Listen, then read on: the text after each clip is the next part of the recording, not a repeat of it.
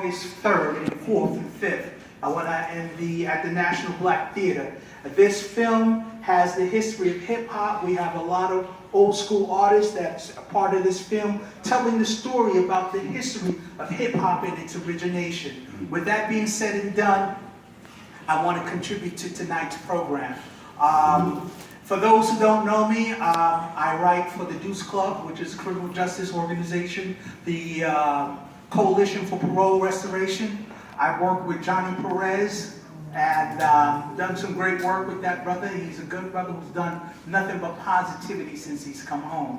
I've been in this work for 20 years, and just the other day we had Sister Anissa from the Correctional Association for a program on domestic violence. She spoke about the Domestic Violence Survivors Justice Act. And so with that being said and done, I want to pay a homage to the sisters with a poem that I done back in 1995 called Comfort Her. And it's about domestic violence. As the bitter tears fell from her eyes, I knew it was time to say goodbye, but deep inside I wanted her to stay. But it's just too hard to love this way. She made the choice to go back to her man.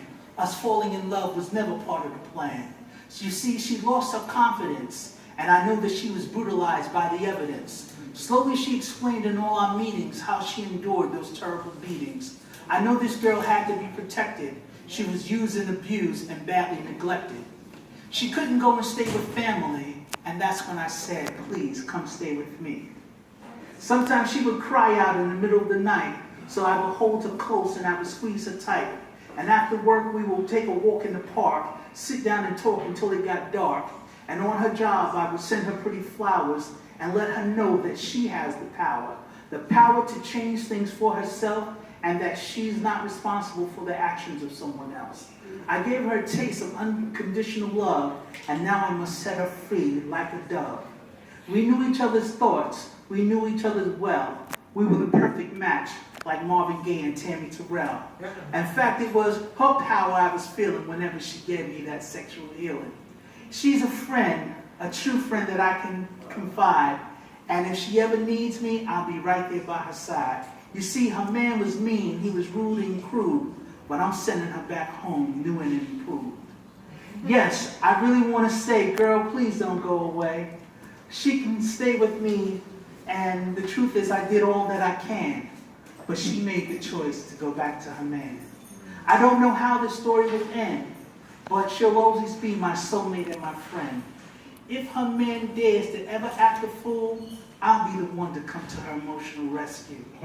For now, I hope that this doesn't occur, so my job right now is just to comfort her. Ladies and gentlemen, domestic violence is real. There's a lot of sisters who can't go home. There's a lot of sisters that are involved in these type of relationships, and we look to give those sisters help.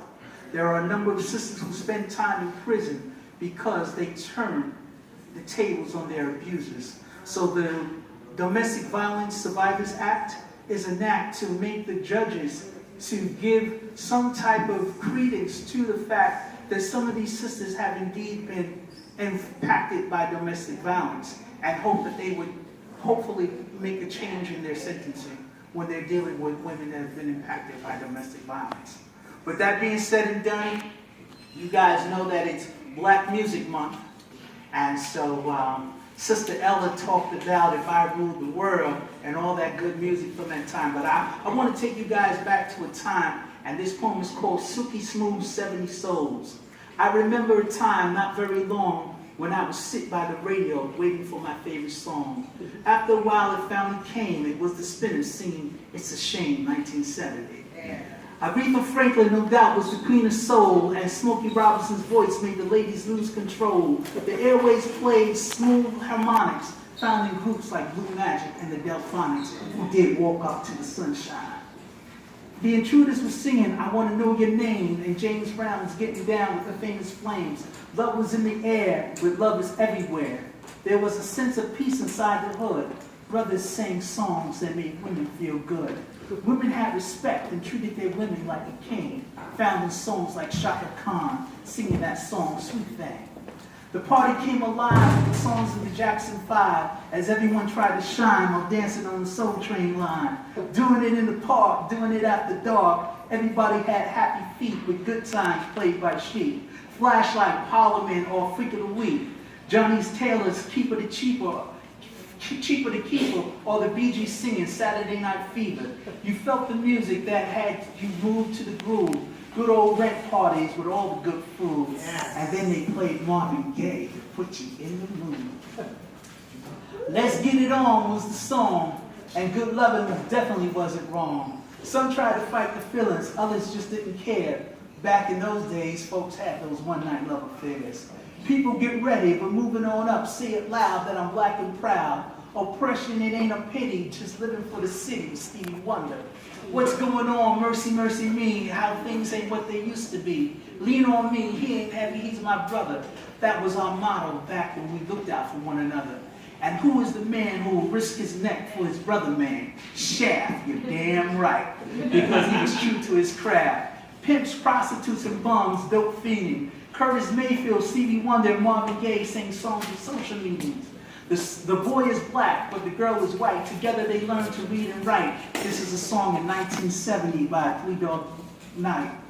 Where's the music of yesteryear? What happened to the songs that I used to hear? Ain't nothing funny about a bitch better have my money. Or hoes with problems and niggas for life. We don't need those type of sets. We don't need those type of titles to sing about strife. And I'm tired of the crap. People dying over a rap, inflicting pain or causing blood to shatter. Do you remember back in the times when it was only the music that mattered? Peace.